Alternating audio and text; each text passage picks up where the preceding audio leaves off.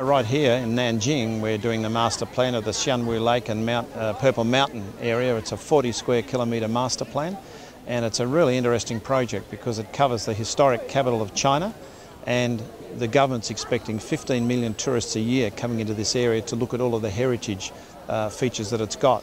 So the challenge was, how do you deal with 15 million tourists a year coming in without wrecking the place? So our brief was to look at a master plan of the whole area, which looked at transport systems, pedestrian routes, bicycle routes, landscape routes, the sort of facilities that are available here, and then coming up with a solution to make it all workable, which is really exciting because to actually have an Australian company doing the master plan for a heritage UNESCO World Heritage listed site in China is really something special.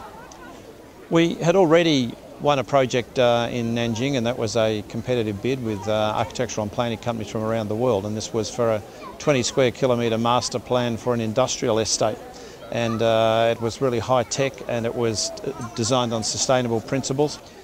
Whenever you come to one of the major cities in China, particularly the inland cities, Chengdu, Chongqing, Wuhan, those sorts of places, the industrial manufacturing cities, particularly in the winter, you might actually only see 200-300 metres. It's in everyone's face, the pollution. You can't get away from it.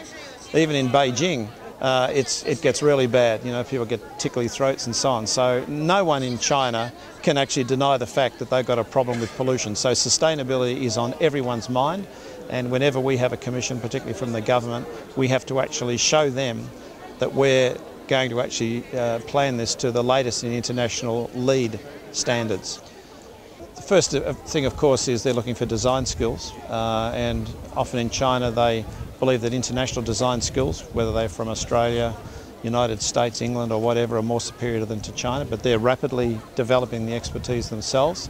They're looking for people that they can work with, have a relationship with. They're looking for people, I think, that they can have fun with. There's a lot of banquets and dinners and so on, a lot of banter. A lot of work is done at dinners and things like that. So for people who aren't used to working in China, they'd better get used to that. So once you've developed those personal relationships with them, they feel that they can work with you. They like working in teams. So if you're a team player, listen and try and provide all of the things that they want, then you've got a pretty good chance of ongoing work. As an international design company, particularly with building design, we can only take it as far as the concept design. Once we've gone past that, the work is done by the local design institutes, which is the local architectural companies, local planning companies. That's government law that has to be done that way. So what they're really buying from us is international planning expertise, and then using their local people in most cases to actually implement it. There's been a lot of construction work in China, and there's certainly comments from time to time of overbuild, of a property boom and all those sorts of things. To a certain extent that is partly true because as the Chinese government's privatised the building of apartments, the developers have really concentrated on the middle class of China, those that can pay $400,000 or $500,000 Australian dollars for an apartment, and forgotten about the poorer guys that need housing as well. So there is a bit of an oversupply in that area. Government's corrected that. They're now asking that all developers have to include a social housing component as part of any housing development. With a population of 1.3 billion, there's something like 500 million Chinese still not living in proper accommodation, living in what we call substandard accommodation. The government has a plan basically to try and house all those people within the next 20, 30 years. So for the next 20, 30 years, there's virtually 25 times the population of Australia that's got to actually have new houses and all the infrastructure that goes with it. So there's an enormous amount of work to be done. And if today every architect in Australia left Australia and came and worked in China, there would be nowhere near enough people to do the work. So there's a lot of opportunity here. Any Australian company wanting to start business in China, it's a pretty steep learning curve. The first thing that you learn about China, it's about networks, the word guangxi, it's about contacts and things like that, and it's about knowing how the system works. Particularly in government circles, you need to actually make these contacts with the government, and it's often very difficult to actually meet the decision makers. For other people in the planning area, was talking about how fees are negotiated, how money's collected, how contracts are done. Things such as copyright on drawings and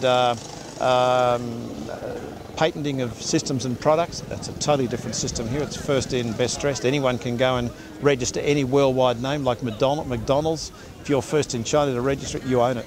So there are things like that that you need to know to protect your brand and to build your brand too. So we certainly found that with the Victorian government programs and through the networks and the sorts of things the government has set up and the contacts, it's helped us with a variety of things. First of all, there were government contacts that's helped us with. The second thing was actually government systems. Everything in China has to be stamped or chopped. You don't get anything done, and there's different stamps and different chops. So actually helping us through that difficult political or bureaucratic system in China was extremely useful.